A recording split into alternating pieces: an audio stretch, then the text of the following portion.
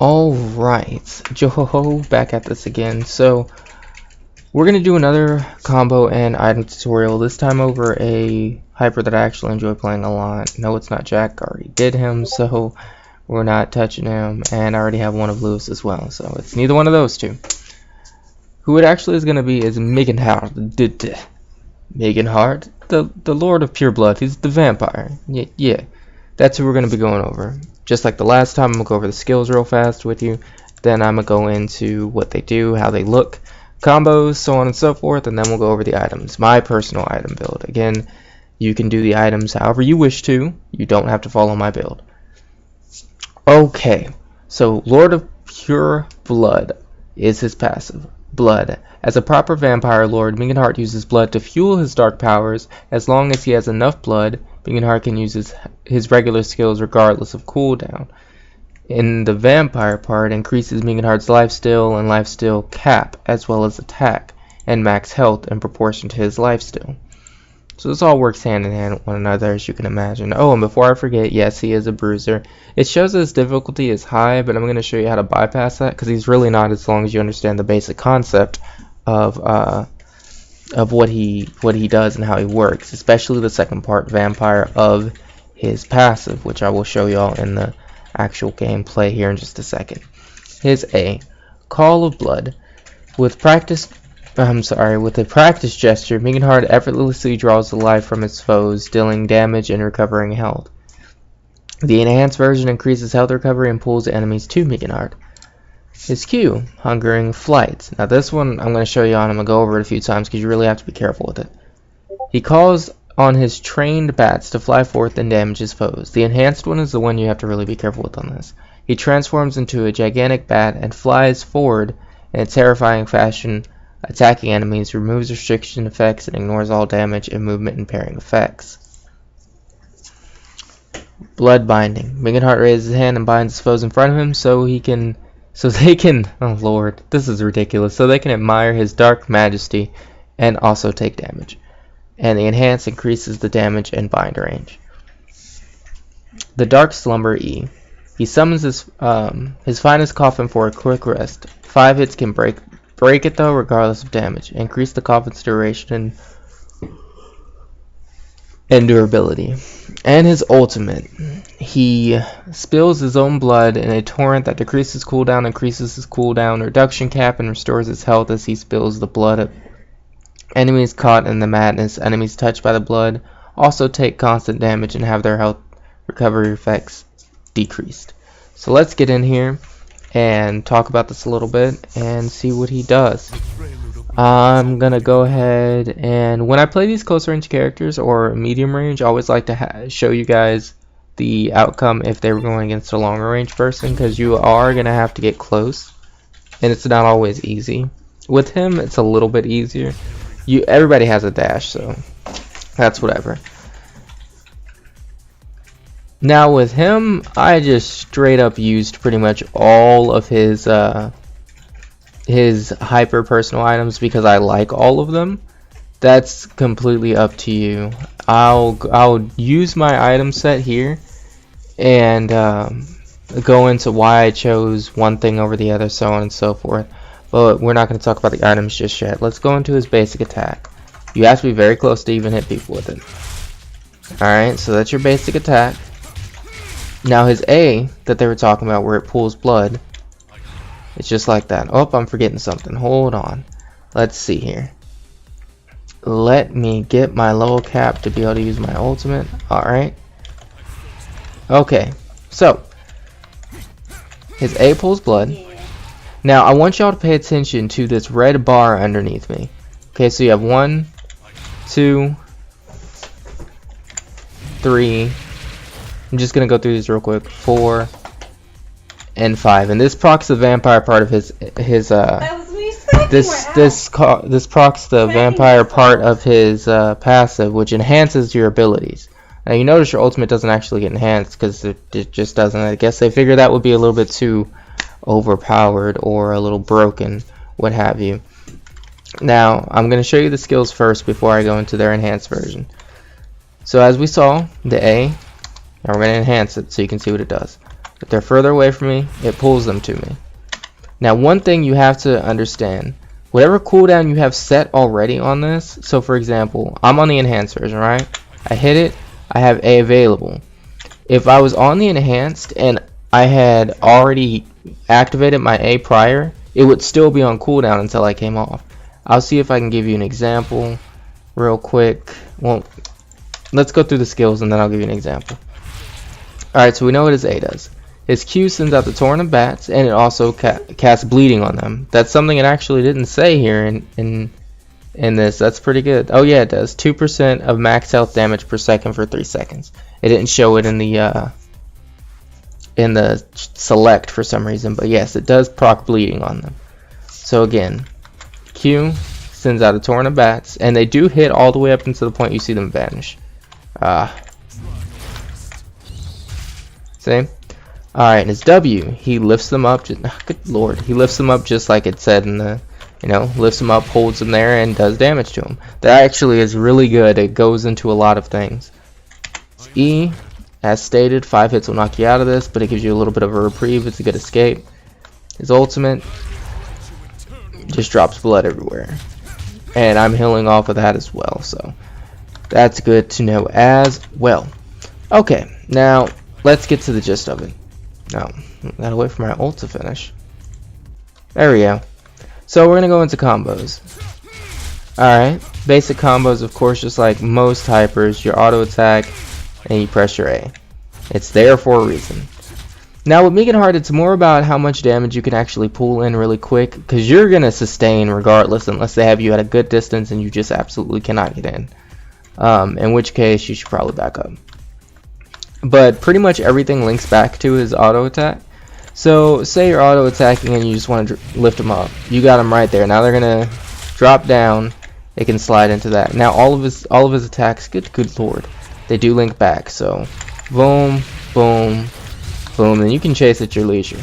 The coffin isn't really something that's going to be into a combo. That doesn't make any sense if you want to try and combo it, but it doesn't do any damage. It's just a good way to get out. So basically, you could, if you're in a bad position, you could do a combo and then hit your coffin, and you're safe for a little while, pretty much. Because you can't move while in your coffin. Make sure you understand that. You ain't going nowhere in that coffin. You were there. Anyway, one of my favorite things to do with Migenhardt is actually a double grapple. So I would get myself to be enhanced, which is going to happen over 5 skills. So after you do 5 skills, your passive for Vampire will be ready, and you have an enhanced version of that skill. So with the double grapple, basically, you get in on them, you start doing your attacks, or if you want to, you just straight up grapple them. As soon as you drop them, you can pick them back up. But you have to be aware that if you already have that 17-second cooldown, it's still going to be there after the enhance.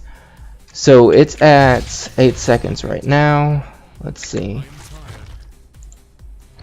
I'm going to try and show you all real quick. Alright, so I'm going to do it. That was not with the enhance. Now I have the enhance. I'm going to do it, and my cooldown's still going to be there. See? 14 seconds. So that's one of the tricks that you have to be really, really freaking careful with. Because if you're trying to go in for a combo with your enhanced ability after you've hit your 5 skills to your normal ability, you have to remember what your cooldowns were and or are before you actually do your enhanced skill. So you kind of either need to have it going in your head like a countdown, or just know. One of the things that I've seen a lot of people do, and I have done myself, that gets me in a bad position, is the enhanced version of the bats. Because you turn into a bat and you fly whatever direction you're casting it in. When you do that, you could end up behind, well, you're going to end up behind your enemy, but it could put you behind your enemy and either into a turret, into another set of enemies, and just leave you in a really crap spot.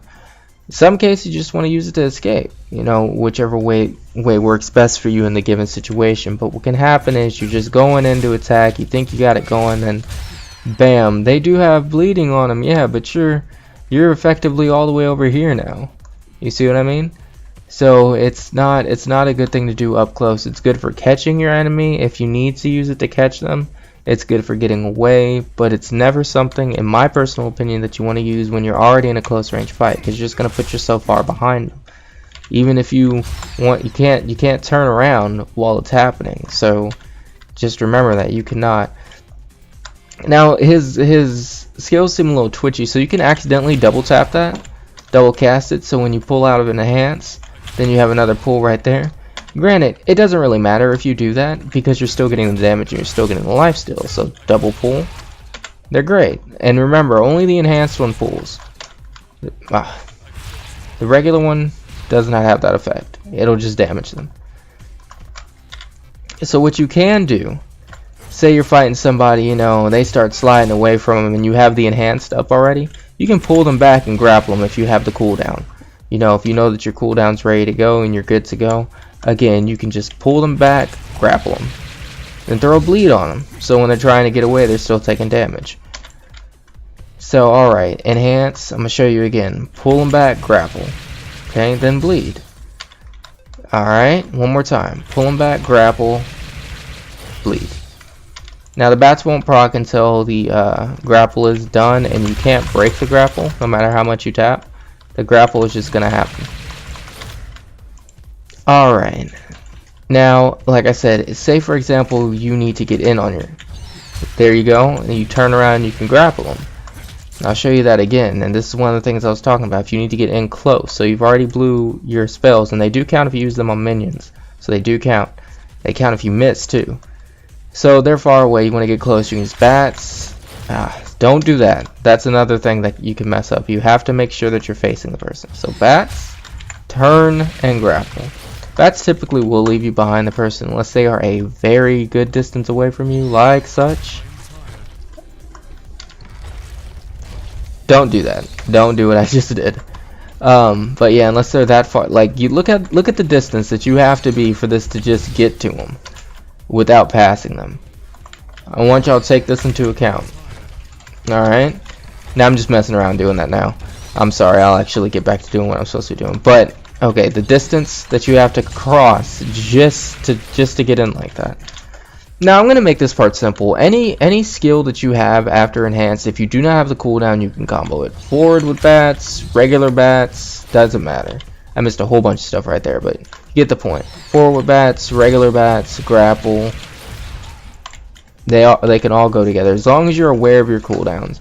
So what might happen though is you forward in with bats, and then everything's on cooldown and you just forgot. You know, you completely and totally utterly forgot. Oh crap, all my stuff's on cooldown. Now you're just sitting there striking. Mind you, that's okay. You get life still off your strikes. Alright, now guys, that was really basic as far as the combos are concerned, and I'm gonna show you why, because I'm just gonna turn this AI on. I'm gonna go ahead and kill her though. Oh no, I'm not. No, I'm not. I just reset all that. I am gonna blow my my enhance because I don't want to start the fight with that. So we're gonna turn her on, and I'm gonna leave her on elite. I'm gonna show you. I'm gonna demonstrate what I'm saying, because it says that this hyper is extremely difficult to use, and truthfully, he's not. You just have to be cognizant and aware of your cooldowns, and you're solid. As long as you're aware of your cooldowns and know exactly what your skills do, you're great. You heal off of pretty much every single thing you do except for the coffin. So alright, she's on. Now look at that. She's got range on me. Alright, so I'm gonna get in on her. She's just riddling me, right? Okay. Get the life still going. She's probably gonna kill me, honestly. Be honest with you. Yeah, she is.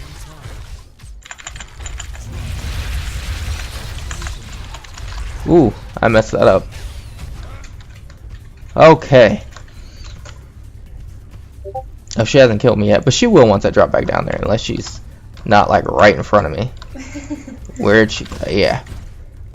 See, this is what I'm getting at. It's gonna be hard for you to get in on characters like this. So while Migenhardt does have a good set, I'll go ahead and blow this again. It is difficult for him to get into characters that have good range. But let's see if I can show you what I'm talking about with how his combos work and how it will benefit you. No, damn it, need to blow that. I'm never gonna start the fight off with. I'm just gonna walk at her with my enhance. That's just cheeky, and I don't want to do that. Oh man, without items, this chick is just tearing into me. But you kind of get the idea of what I'm saying. You're not going to win all your fights, and I actually made this a handicap for me because she can hop back. And I have no way of, let's reset her. I have no way of just engaging on that without her getting enough shots on me for it to just be devastating. See, she just avoided that too.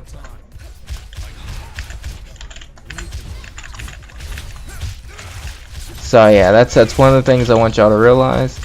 You're gonna find yourself in some really rough situations with this character, and that's fine because you gotta play him to learn. You know, you gotta get in those rough situations to figure them out.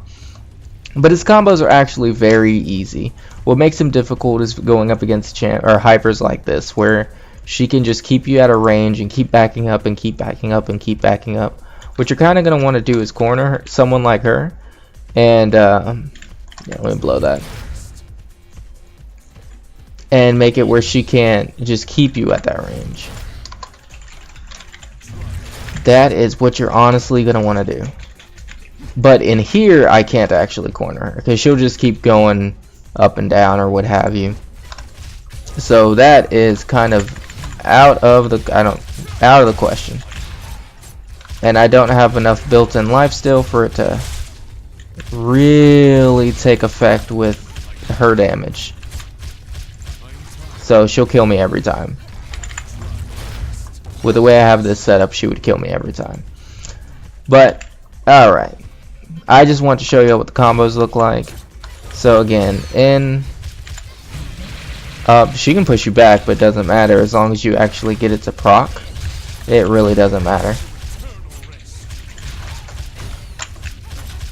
But yeah, so the combos, they all kind of link together based on how you want to set up your engage. And that's pretty much all it is with him, is how do you want to set up your engage?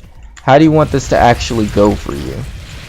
Do you want it to be where you dash in and get your grapple? Do you want it to be where you're hitting with the bleed? What do you want to start with? That's the important part. But the hardest thing about him is remembering how your passive works and getting the enhance to go the way you want it to.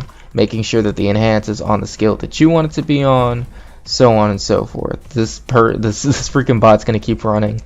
Oh, I missed. Okay, my game has been loading for a while. All right, that's Oh, there! My God, finally. That's just, she is playing with my emotions right now. Yep, I came up here too. Oh, come the freak on, man. Oh, this is just ridiculous. Thank you. Alright, I'm gonna... No idea what she's doing that for. Okay. Now we're gonna go into the items. Oh.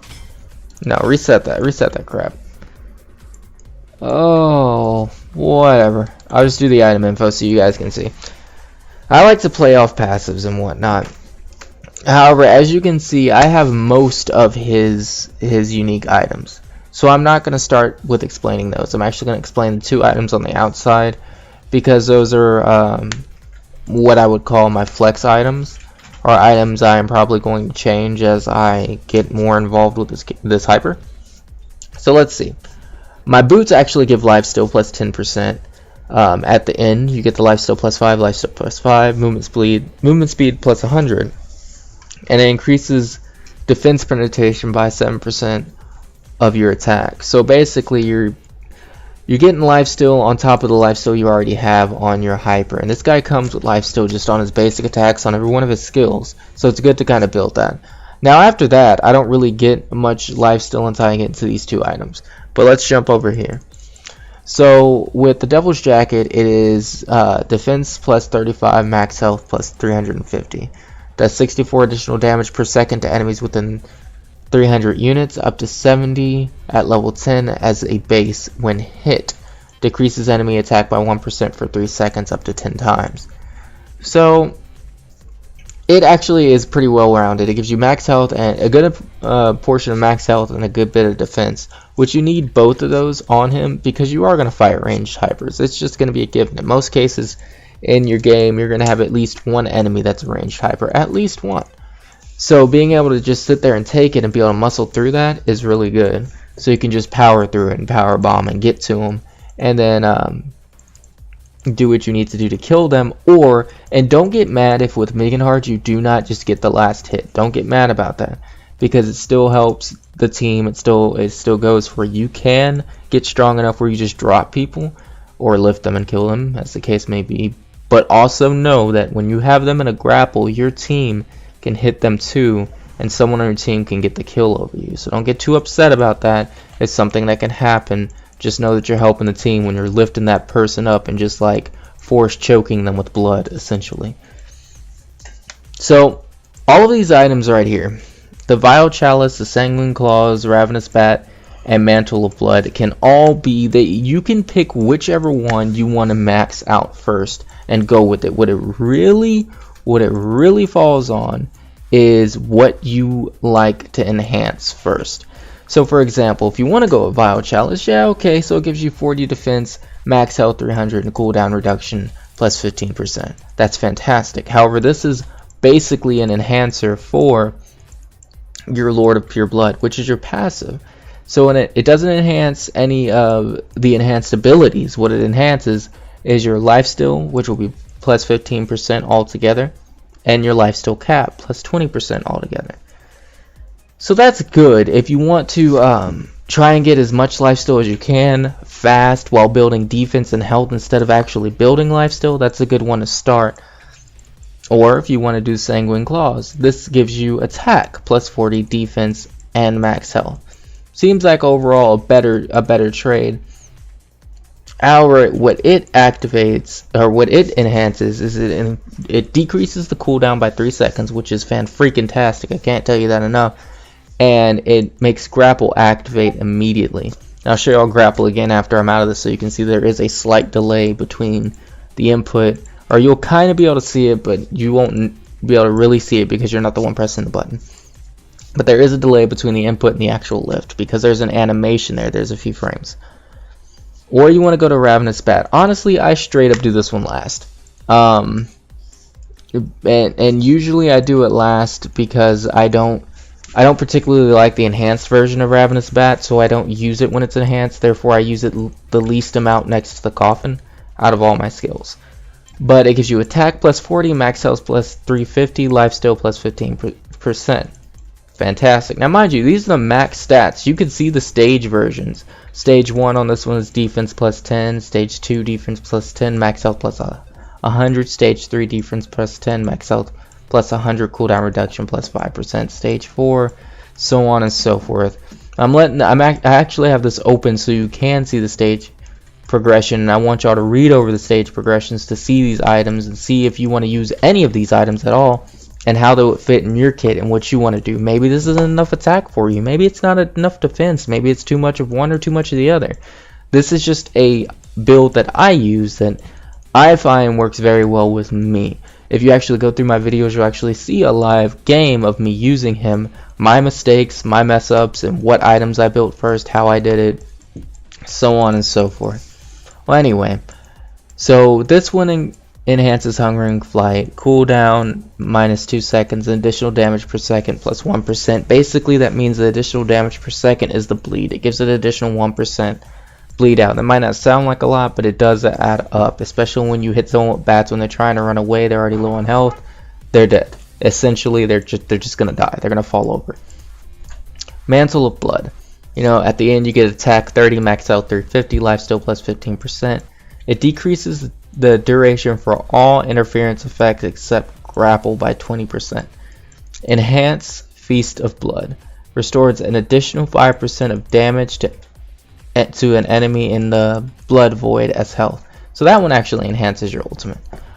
Which is good if you plan on being in situations where you're dropping your ult a lot. I typically will get that before Ravenous Bat, depending on how my team's doing as well, or depending on how I'm doing personally. I can't remember how I went with the item path in the video that I have posted up. Pretty sure I used this item set. I could be wrong though.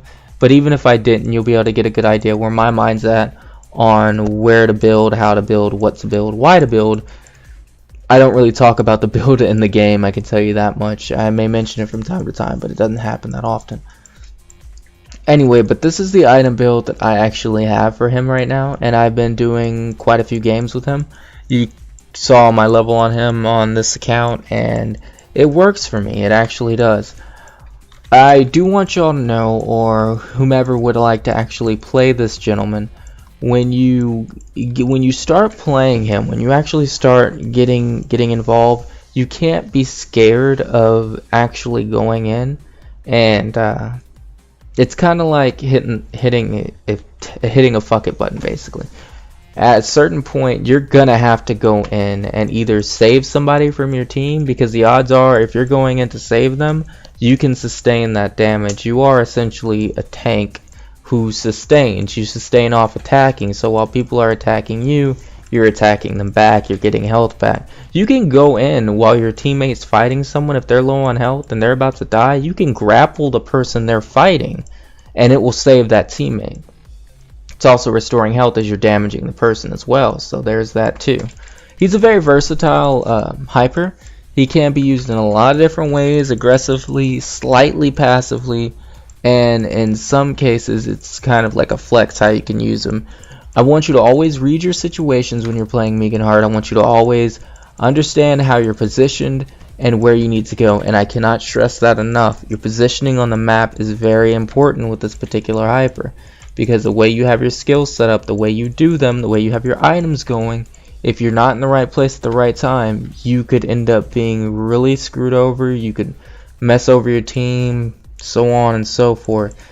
Migenhardt is a hyper that you can roam the map with, though, so don't be afraid to do that. Go get some of those creeps on your own. Go back up and help the team, because you can go down there safely by yourself, heal off of those with your skills, with your A, with your W, with your Q, as you're attacking, and get right back in the fight. By the time you get back to the fight, your cooldowns should be done. They should be completely done or very close to it. But anyway, guys, this was kind of a more simple version of a guide for him. If y'all want a more detailed one for this particular hyper, I'll do it, but I didn't really feel the need to, because I think the difficulty level with all the stars is kind of an inflation. He's really not that hard as long as you understand how the hyper works and what he does and how to do it. If y'all have any suggestions, any requests, of course, leave a comment, let me know. Don't forget to like, comment, subscribe, and I'll see you guys on the next one. Have a good Joho-ho morning, day, noon, or night. Of course, get a Joho-ho in there somewhere, because it will always make it better. I'll catch you guys later.